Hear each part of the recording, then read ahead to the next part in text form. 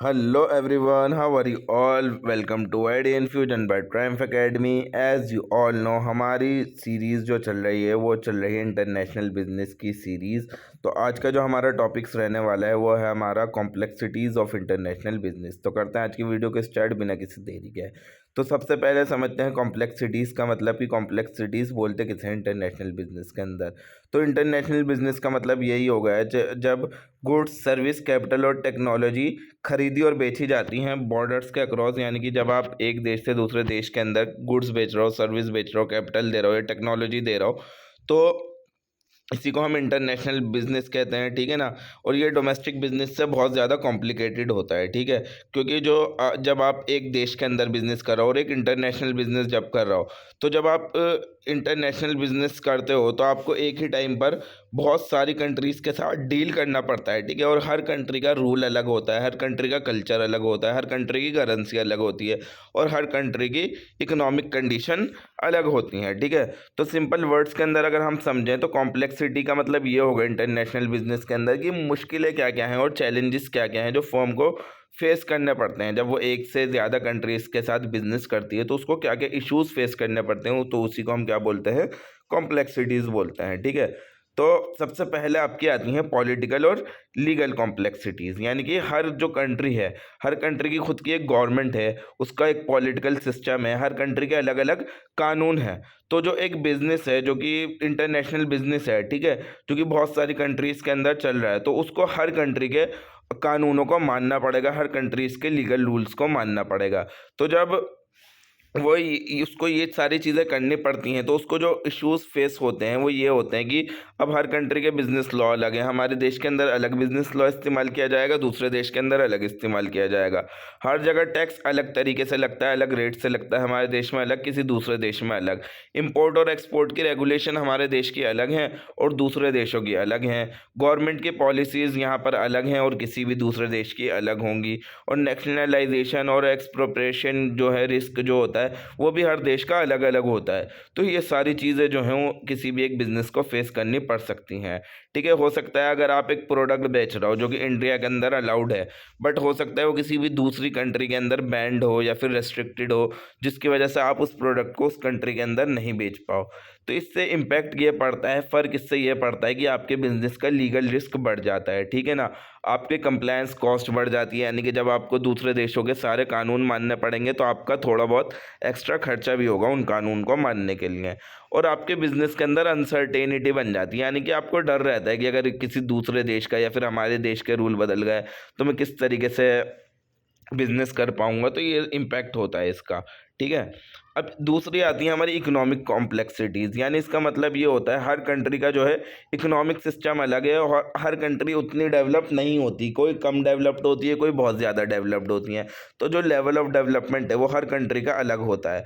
तो क्या क्या फ़र्क होता है किसी भी दो कंट्रीज़ के बीच में, हो सकता है वहाँ का इनकम लेवल अलग हो, कि कहीं के लोगों की इनकम बहुत ज़्यादा है, कहीं के लोगों की इनकम बहुत कम है। इन्फ्लेशन रेट, कहीं महंगाई किसी देश में बहुत ज़्यादा है, किसी देश में महंगाई बहुत कम है। इंटरेस्ट रेट, यानी कि अगर आप किसी देश में, मान लीजिए अगर आप जापान में हाउस लोन लेते हो, ठीक है, तो आपको 0.5% के इंटरेस्ट रेट पर हाउस लोन मिल जाएगा इतने कम पर। वहीं आप इंडिया में रहते हो तो 8 से लेकर 12% का आपको इंटरेस्ट रेट फेस करना पड़ेगा, ठीक है। परचेजिंग पावर हर देश की अलग होती है, जैसे कि इंडिया के अंदर आपका जो अभी फ़िलहाल $1 जो चल रहा है अराउंड 91 रुपीज़ का चल रहा है। तो परचेजिंग पावर अगर आप देखोगे तो यूएस की ज़्यादा होगी और इंडिया की कम होगी।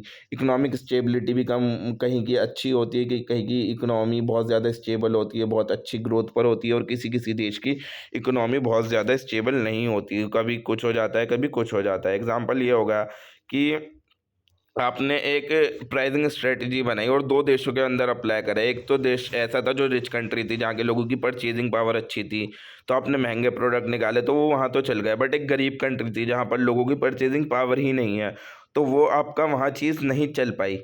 तो यही क्या कहलाई जाती है, ये हमारे होते हैं हमारी इकोनॉमिक कॉम्प्लेक्सिटीज़। तो इसका फ़र्क ये पड़ता है कि जब भी आपको प्राइसिंग रखनी होती है, प्रोडक्ट के प्राइस डिसाइड करने होते हैं, तो आपको बड़ी मुश्किल आती है कि एक देश के अंदर इतने का बिकेगा और दूसरे देश के अंदर इतने का बिकेगा। जैसे अभी आपने बिस्कॉफ का एग्जांपल देखा होगा, लोटस बिस्कॉफ, वो कुछ टाइम पहले तक 300 रुपये का बिस्किट बिकता था, बट आज के टाइम में वो 10 रुपये का बिक रहा है, क्योंकि जो है उसने इंडिया के अंदर अपनी मैन्युफैक्चरिंग यूनिट लगा ली है।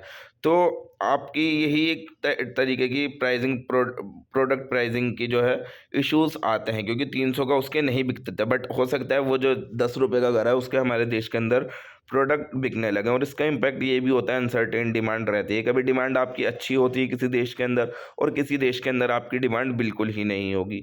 इकोनॉमिक स्लो डाउन, अगर किसी दूसरे देश के अंदर इकोनॉमिक स्लो डाउन हो गया, फिर रिसेशन हो गया, ठीक है, तब भी आप लोगों को, आप जो बिजनेस कर रहे हो तो आपको इश्यूज फेस करने पड़ सकते हैं। आप सोचोगे कि यार इतना बड़ा वो हो गया तो अब क्या होगा, ठीक है। अब नेक्स्ट जो हमारी कॉम्प्लेक्सिटीज़ आती हैं, प्रॉब्लम्स आती हैं, वो कल्चर और सोशल कॉम्प्लेक्सिटीज़ आती हैं। यानी कल्चर का मतलब यही होगा कि आपकी लैंग्वेज क्या है, भाषा कौन सी बोलते हो, आपका धर्म क्या है, आपका रिलीजन क्या है, कस्टम्स क्या है, आपके यहाँ ट्रेडिशंस क्या क्या हैं, वैल्यूज़ क्या क्या हैं, आप कैसे ज़िंदगी जीते हो, आपका लाइफ स्टाइल क्या क्या है, ये चीज़ आपकी कल्चर्स के अंदर इंक्लूड की जाती है, ठीक है। और ये अलग अलग कंट्रीज़ के अंदर अलग अलग तरीके से इस्तेमाल किया जाता है। तो मेनली जो कल्चर के इशू आते हैं वो सबसे पहले आता है लैंग्वेज बैरियर। यानी आपको अलग भाषा आती है, आप जिस देश के अंदर बिजनेस कर रहे हो उनको जैपनीज़ आती है, मान लीजिए जो जापान में बिजनेस कर रहे हो तो आप उनसे हिंदी में बोल रहे हो, आपसे जैपनीज़ में बोलना है, तो ये एक लैंग्वेज बैरियर आता है। वर्क कल्चर अलग होता है, हमारे देश का वर्क कल्चर अलग है, किसी दूसरे देश का वर्क कल्चर अलग होगा। किसी देश के अंदर बहुत सुबह से काम होना स्टार्ट होता है, किसी देश के अंदर रात को काम होता है, तो अलग अलग कल्चर होता है। कंज्यूमर बिहेवियर डिफरेंस होता है, यानी हमारे देश के अंदर हो सकता है लोग सस्ती चीज़ें खरीदना प्रीफर करते हैं, और जो दूसरे देश हैं वहाँ पर हो सकता है वो लोग अच्छे प्रोडक्ट खरीदना परचेज करते हैं।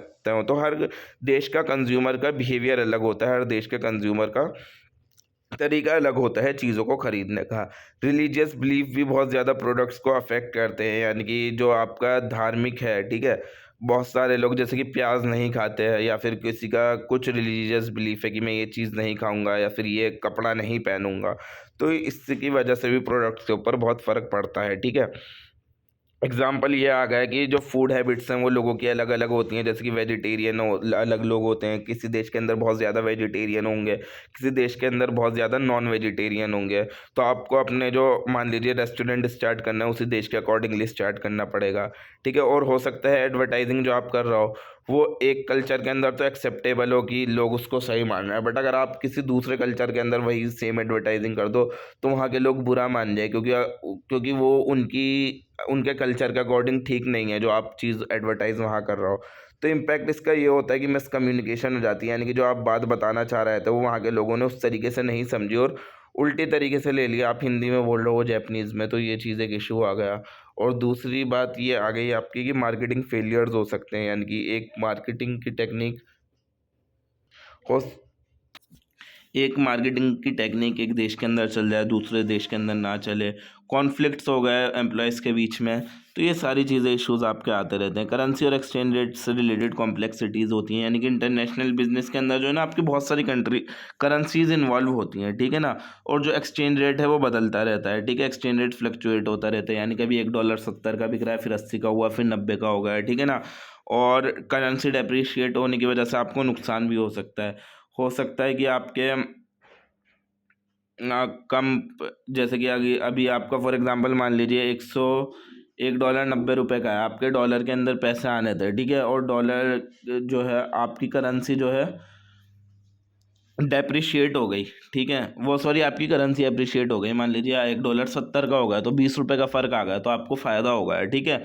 तो इस तरीके से जो है नुकसान भी हो सकता है आपको, जिस तरीके से ये फ़ायदा हो सकता है। और फाइनेंशियल प्लानिंग के अंदर मुश्किल आती है। फॉर एग्जांपल ये दे रखा है कि अगर एक फॉरेन करेंसी जो है कमज़ोर हो जाती है तो एक्सपोर्ट अर्निंग जो है वो भी आपकी कम हो जाती है। फ़र्क इससे इम्पैक्ट ये पड़ता है कि प्रॉफिट आपका अनसर्टेन हो जाता है, फाइनेंशियल रिस्क आपका बढ़ जाता है और हेजिंग टेक्निक्स की ज़रूरत पड़ने लगती है। टेक्नोलॉजिकल कॉम्प्लेक्सिटीज़ आती हैं, यानी कि टेक्नोलॉजी जो होती है हर देश के अंदर अलग अलग होती है। तो मेनली जो इश्यूज़ इसके अंदर आते हैं वो ये होता है किसी देश का इंफ्रास्ट्रक्चर जो है अच्छा नहीं बना हुआ होता है, डेवलपिंग कंट्रीज़ का अलग अलग टेक्निकल स्टैंडर्ड्स होते हैं, साइबर सिक्योरिटी के रिस्क होते हैं, अलग अलग टेक्नोलॉजिकल ट्रांसफ़र रेस्ट्रिक्शंस होती हैं।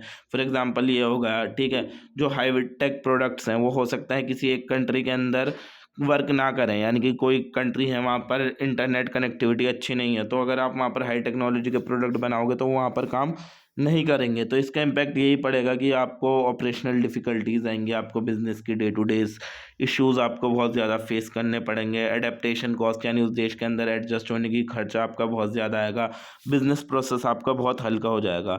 उसके बाद आती है हमारी ऑपरेशनल और मैनेजरियल कॉम्प्लेक्सिटीज़, यानी कि जो जब आप ऑपरेशन मैनेज करते हो, यानी कि जब एक देश से दूसरे देश में बैठकर आप जो है मैनेज कर रहा हूँ अपने बिज़नेस को, बैठे हुए इंडिया में वो बिज़नेस हैंडल कर रहा हूँ यूएस में, और डाइवर्सिटी भी होती है, यानी अलग अलग टाइप के लोग काम कर रहे होते हैं आपके पास, तो ये सारी चीज़ें भी इश्यूज़ आती हैं। तो मेन चैलेंजेस क्या क्या आते हैं कि ग्लोबल सप्लाई चेन को आप किस तरीके से कोऑर्डिनेट करते हो, जो इंटरनेशनल वर्कफोर्स है, ठीक है, जब बाहर की कंट्रीज़ बैठी हुई हैं उनके पास इंडियन वर्कफोर्स है, ठीक है, इंडिया के लोग वहाँ पर काम कर रहे हैं, तो आप उनको किस तरीके से मैनेज कर रहे हो। टाइम जोन अलग होता है, हमारे देश के अंदर अभी सुबह है तो कहीं पर रात हो रही होगी, और कंट्रोल और सुपरविजन की भी प्रॉब्लम आती है। जब आप उनके ऊपर प्रॉपर सुपरवाइज नहीं कर सकते, उनको रेगुलरली चेक नहीं कर सकते, तो आपकी कंपनी ठीक नहीं चलेगी। फॉर एग्जांपल ये होगा कि एक कंट्री के अंदर अगर डिले हुआ जिसकी वजह से पूरी सप्लाई चेन के ऊपर हमारा फ़र्क पड़ गया, इम्पैक्ट इसका यही होगा कि मैनेजमेंट कॉस्ट बहुत ज़्यादा बढ़ जाती है और कम्युनिकेशन डिले